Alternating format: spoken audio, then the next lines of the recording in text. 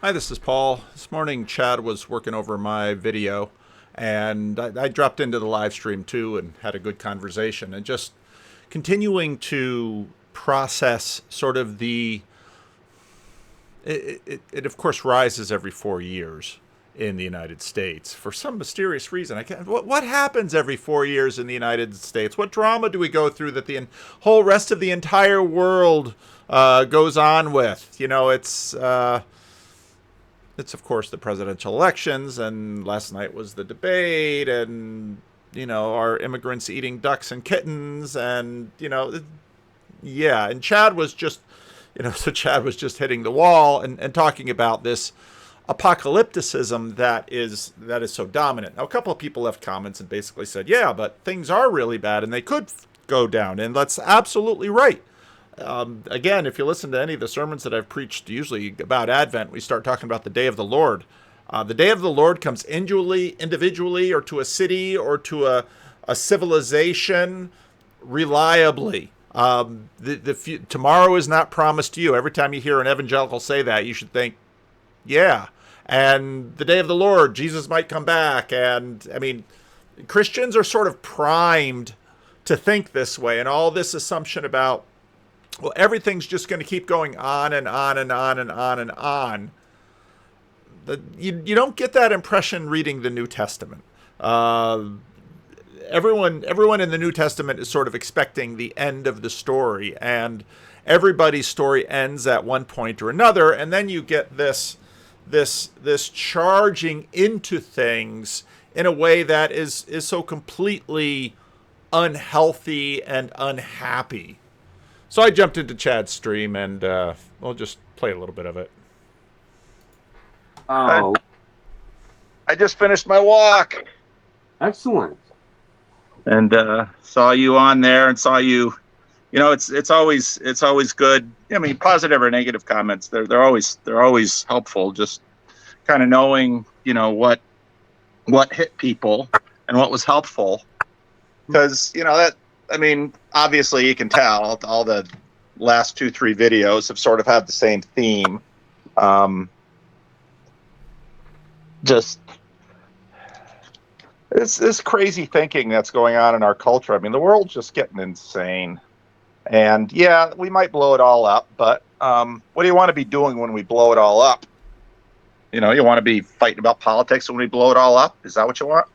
So, I'm so thrilled for you and your wife. I think you're doing the right things, Chad. You're working your program. You're working on being a good husband. You're working on your shitty thinking. You're doing the right thing. So I applaud that. That's what better can you do? You know? Just keep at it. That's yeah. I mean, I'm certainly not going to do any better. you know. Yeah. It's because the thing is when the apocalypse starts to creep in, and that feeling, it's powerful. Yeah. And it's like some of the kinds of thoughts that go through my mind are, oh, so we get our shit together, and finally become able to be the kind of man that would be a desirable husband of some sort, and then get to a place in life where the impossible happens, and we get a home, and then the other impossible thing happens where we actually are expecting a baby, and then these fucking bastards are going to blow it all up for the rest of us. What the hell? Yeah. Like, Yeah. I get it. I get it. I got to do? It's like the only thing I can do is, as you said, I mean, let's say the shit hits the fan. Well, hopefully all of the stuff I've done up to this point as it relates to trying to be the best Christian that I can. God, that's so weird to say. But, trying to do that has prepared me for, the worst of nightmares that could happen. And I hope that if anything, if anything does go wild, that I would be the kind of man that could actually show up. Yep. Yep. It's hard to show up. Yep. It's hard to show up when you're plugged in. And show up and really be helpful and do the right thing, and not just be Denethor. Yeah, man. Yeah, and so, yeah. Today, Ann was like, can you clean out the drains? Okay, we'll clean out the drain. And it did the got this new lawn sweeper thing, and I have to call my father-in-law because he just had surgery yesterday and had a stent put in, so I want to give him a call in a little bit. Maybe go out and take the dogs for a walk. But all those things are, like, when I think about, how far, when I think about God and whatever God's plans are, and then my little designs are just like worlds apart. I would not have been able to pick, you know what I mean? I wouldn't have picked it. Because, like, no way, that's for, like, guys like PBK or, somebody else. Like, good, it's fun to dream about, but, and then it happens and you're like, all right, well, don't squander the hours with doom and gloom. It's just too easy. Yeah. It is. And the truth is, some of the comments on that video were, well, I know things are going to fall apart. And it's like, yeah, no shit. They always do. I mean, you're going to have a heart attack. You're going to, somebody's going to start a stupid war. Somebody's going to screw up when they're flying an airplane and drive it into your neighborhood. I mean, this is the world we live in. And what are you going to do? Just sit there and never-ending anxiety, blasting on social media, whatever your political perspective is. Is that how you want to live? Not me. Part of me thinks, yeah, because there's this delusion of power, Yeah. The power that we can draw out of it. But it's like that's that misdirected search for power. Like we're made to be seekers. I think, I don't know who said it, probably C.S. Lewis or some shit. Like there's a longing for more, and all these great spiritual writers have talked about this. That's what all this is. It's like whether it's our anger, our lust, our alcoholism, our whatever, name the thing. It doesn't matter. Powers and principalities, palities. There's, my sponsor calls it a misdirected search for power. Yep. Something else sufficient, and I don't have to actually, submit to what God would have me do. Right. Who knows? Maybe God would have me be on the damn internet crying and whining about the While your wife divorces you and you lose your job, and then you hit the bottle again. That is so terrifying. Yeah. That is so terrifying.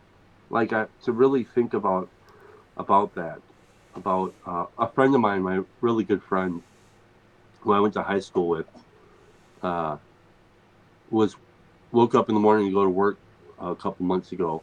About 4 a.m, he gets up, and he wakes up, and his wife is sitting up in bed, and she says, "We need a separation."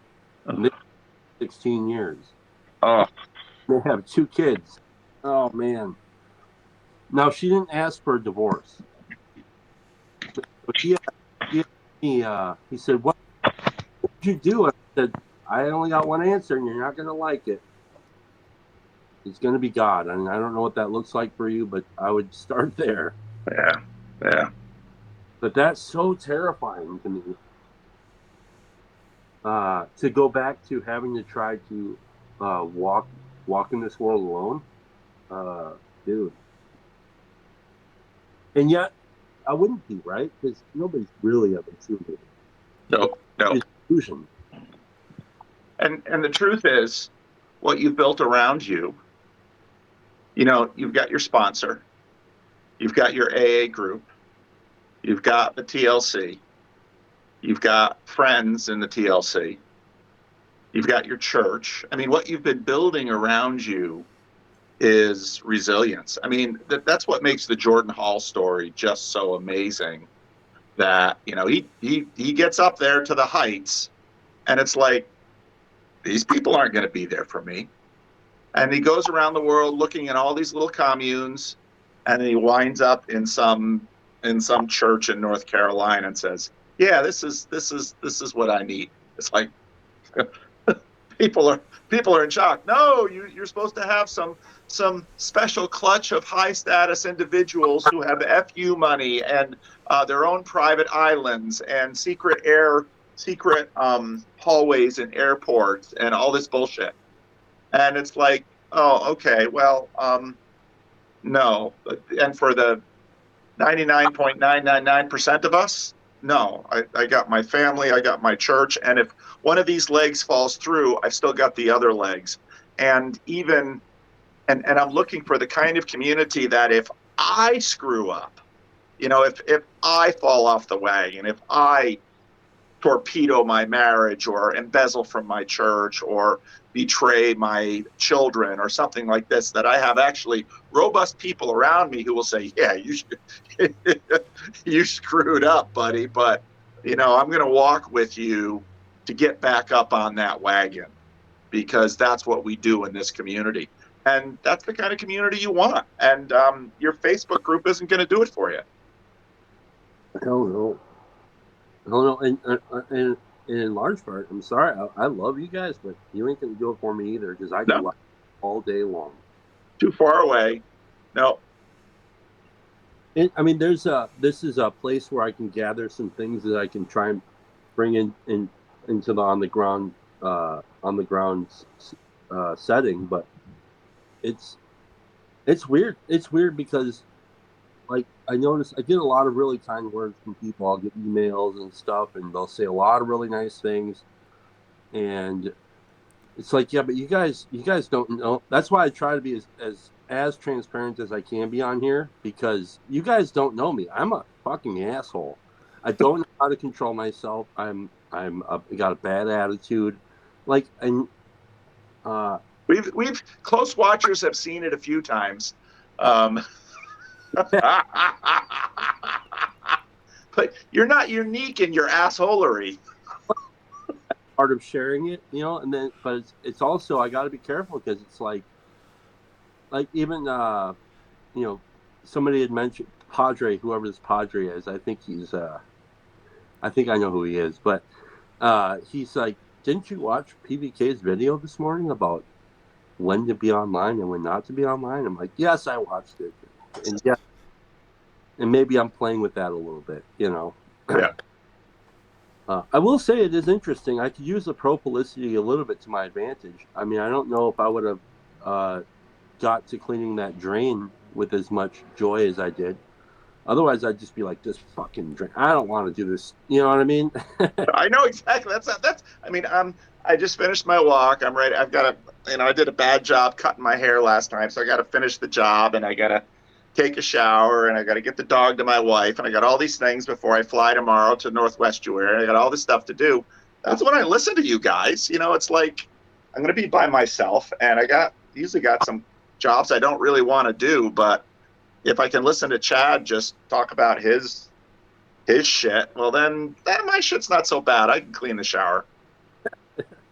Yeah, if I can do it while you guys are watching. See, there's a little spiritual principle that my sponsor says. He said, try and do a good turn for somebody and not get found out. That's really good practice. If people can implement that in their lives, like you can go around and find shopping carts to put away or something while nobody's looking, that's really good.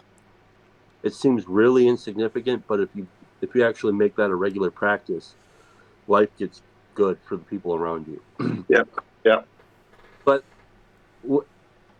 when I'm doing cleaning the drain, I'm cleaning the drain while I'm doing a show. That makes cleaning the drain easier. Isn't that weird? So it's not really doing a good turn while nobody's looking. It's quite the opposite. But so nice chat with Chad this morning, and it just hit on so many things. reasons why we live stream, reasons why we need to connect. How, and Chad's exactly right. I mean, these online it's so interesting to me because it's so opponent processingly with respect to these online relationships, because I get to the point and it's like, oh, they're just online, but then I see something and it's like, yeah, but these online people sort of inspire me to do a little better. There's lots of women have different videos out there. There's lots of clean with me videos where it's a lot of women that watch those videos. It just is. I mean, the men and women watch different videos on YouTube. There's overlap, of course,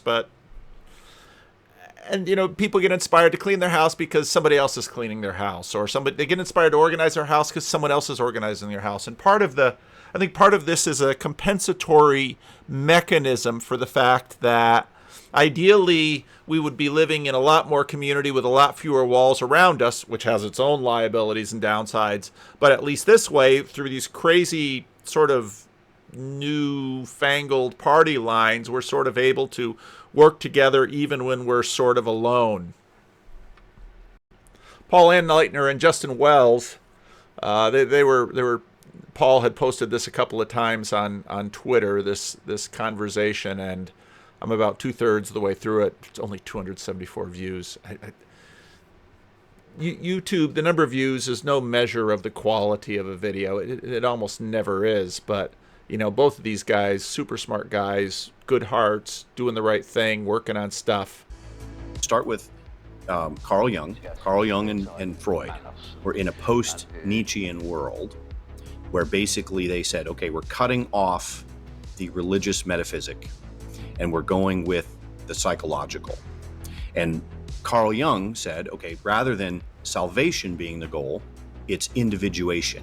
It's wholeness of the self. Mm-hmm. That's the telos for Carl Jung. Okay, so that's the foundation. That's a presupposition that now Joseph Campbell comes to it with.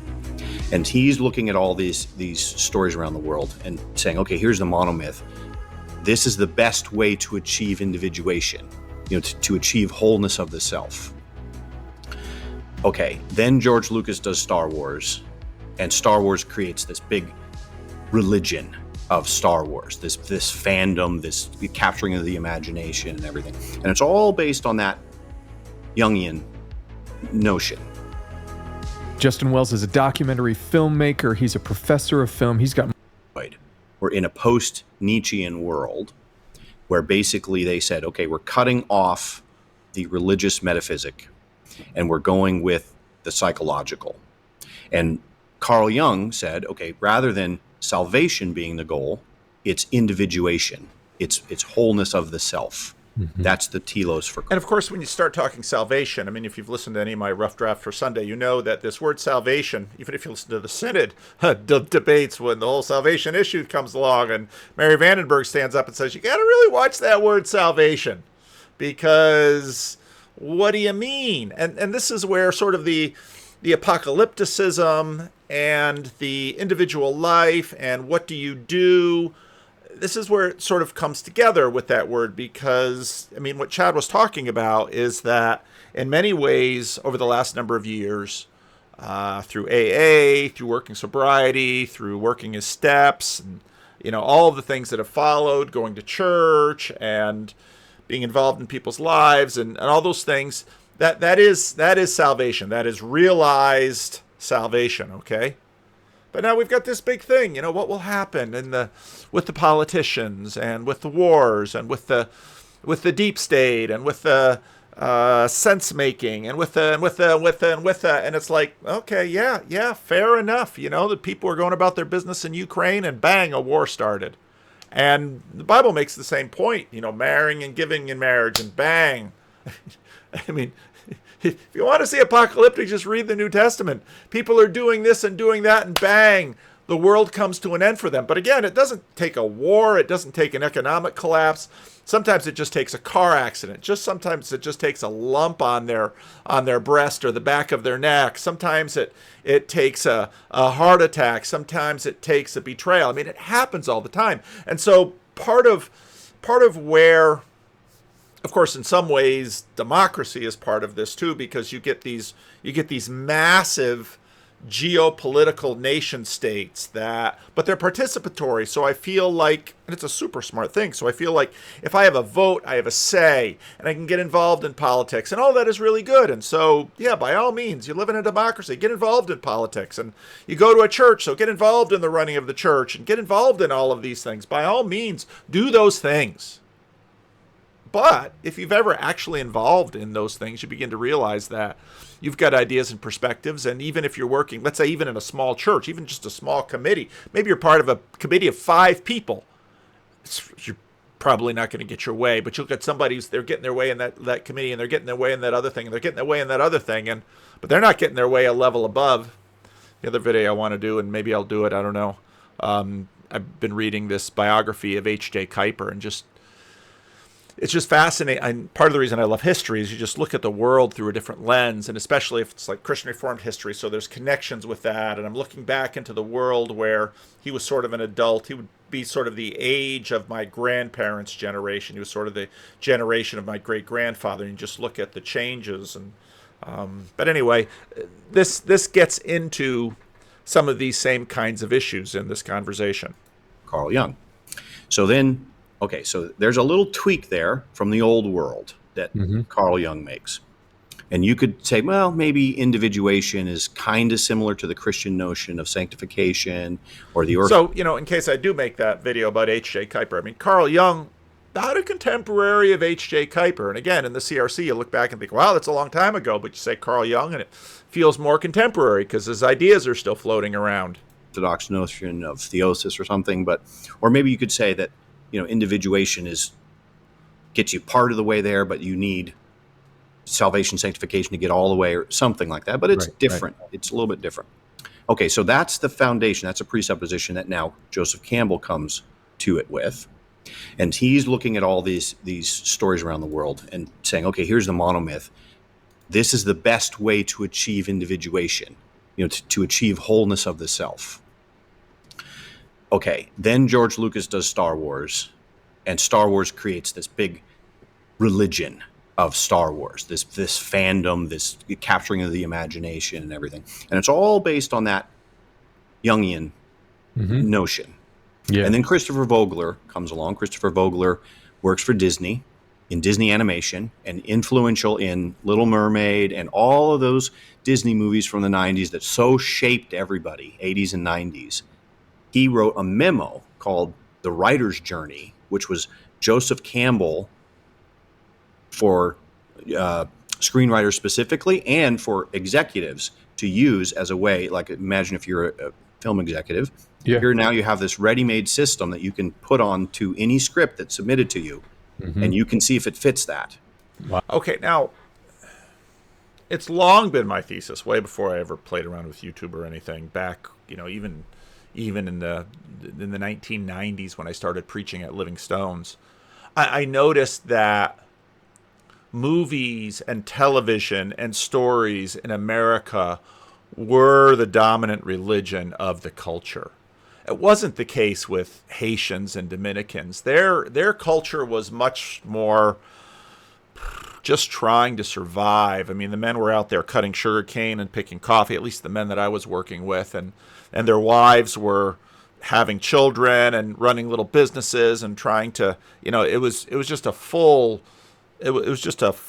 court press operation to try to keep body and soul together for them. But you come to America and we're just awash in movies and stories, and had been for a long time, and you begin to realize that who's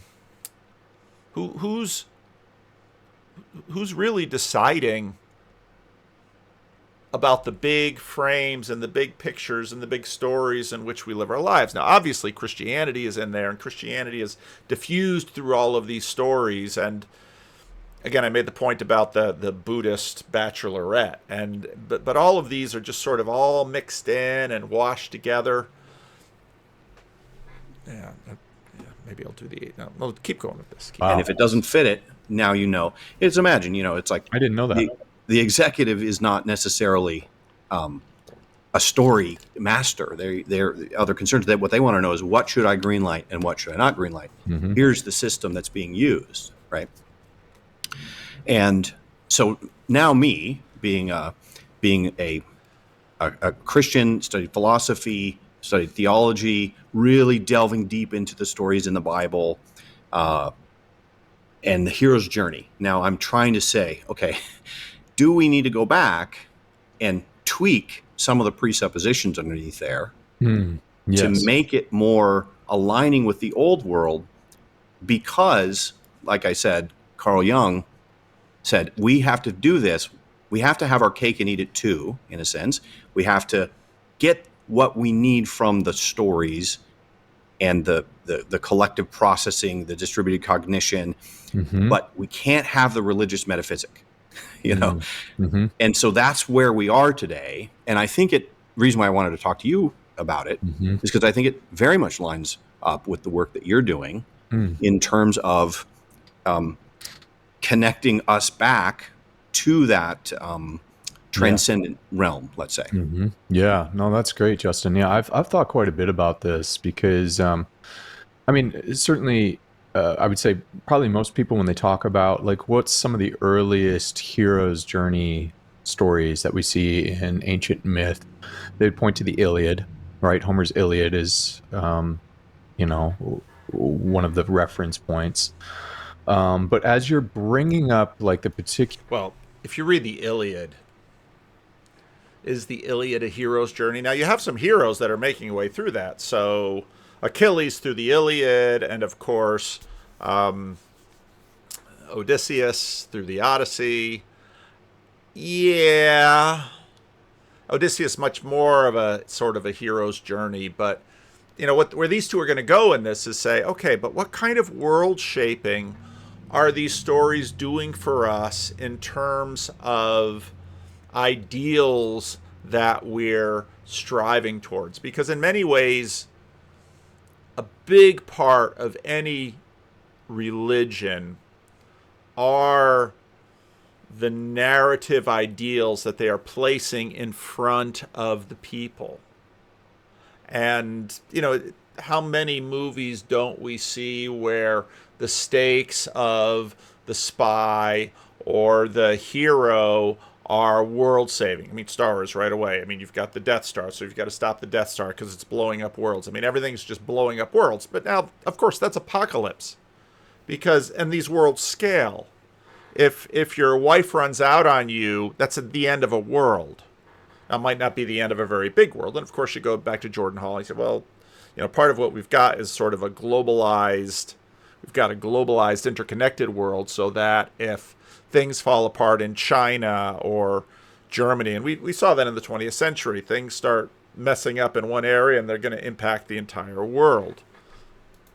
Particular Jungian emphasis on self-actualization being at the centerpiece of the hero's journey, I've become more aware of the evolution of that emphasis as we have moved into, I think, an era of storytelling is in pop culture in particular. In pop culture, since I was a kid growing up in the 90s, where I think there actually has been either critiques, questions about that story and who gets included in it. So that would be part of kind of the postmodern critique and maybe post-colonial critique of saying, okay, in our at least modern versions of that story, I know some of you are triggered.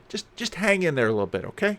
We actually perpetuating a certain kind of hero that does not include those on the margins, and is that version of storytelling actually reinforcing particular prejudices or keeping people in power? So, right, that's kind of the post-colonial, postmodern critique.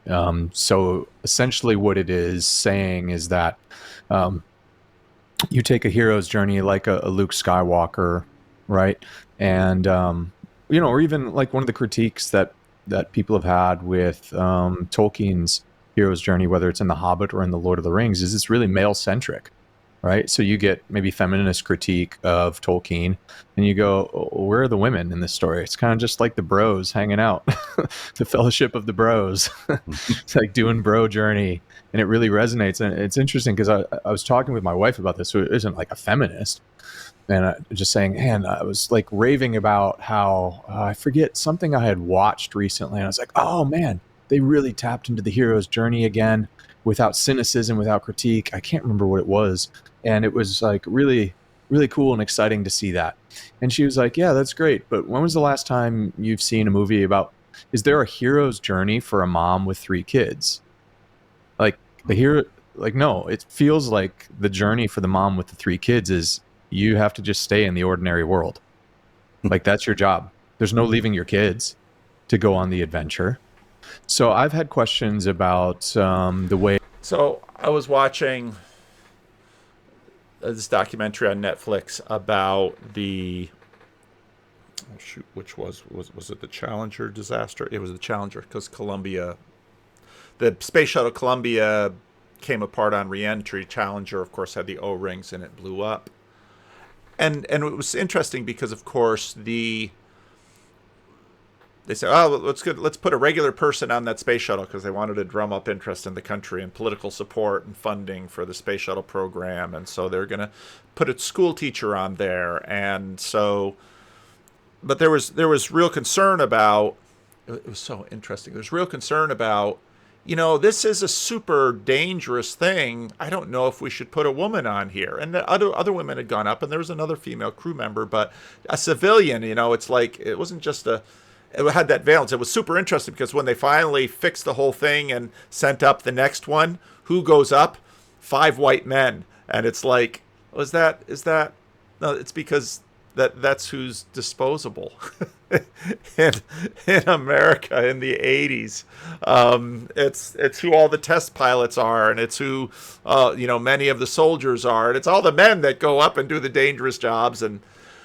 But what Paul and Justin are getting into is this question of, okay, well, where are the stories and what are the journeys? And so they go into this quite a bit, and it's really good because, of course, if you haven't watched Justin's channel, he's got all these different story forms and shapes, and he analyzes these stories.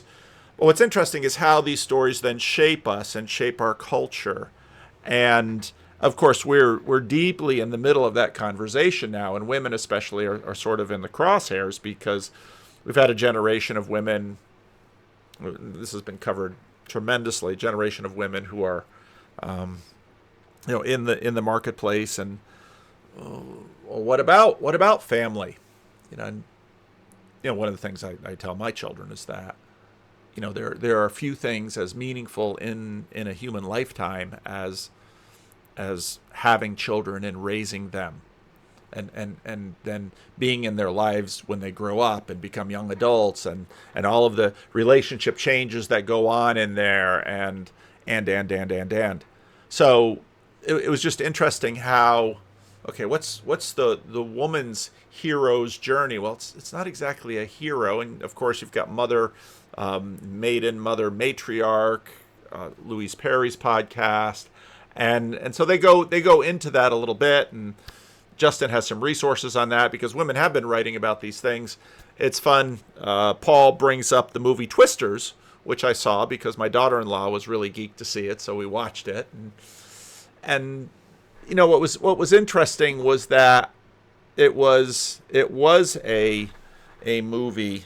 I should find what Paul says about it because I thought Paul really had it right. There's a lot of deep things in there. Okay, have you seen Twisters, the new the new one? No, I haven't seen it yet. Okay, shockingly surprised by it. It's spoiler alert. It is exactly about that. I was so surprised. I'm not saying it's a good movie on any sort of puts on that or something like that. Something like 70% or 80% of the people who read novels are women, mm-hmm. and they just really, really love these novels and these stories. And that's one of the things that Sean Coyne was saying when he was giving advice to a young writer on his podcast, was saying, you want to consider that if it's just a masculine story, if there's no women in this book, that you're cutting off this huge part of the audience. There's no one for them to relate to. Yeah. So, and I do know, from my nieces, for example, or whatever, that there are certain stories that from a very young age just absolutely fascinate and capture them. That doesn't capture, for example, the two boy nephews that I have, For sure. they're just this really, really deep-seated, ingrained, sort of fascination with these. I can't make it through Pride and Prejudice. Anytime that my wife is like, it's my turn to watch a movie, and she puts on that or something like that, I'm the one struggling to stay awake. Right. Yeah. Well, the notion of that triangle structure of the romance, the female perspective romance triangle structure is one of those patterns that works very, very well. You've got the one guy who is maybe like not good for you, but attractive, and then you have another one that's more stable but not interesting, and kind of like judging between those things, and then again, I think Maureen Murdoch's idea of the healing of the masculine, like there's just some sense of knitting together when the masculine gets kind of like torn apart, like putting it back together and making it whole again.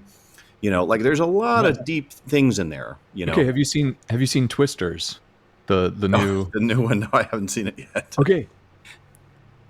Shockingly surprised by it.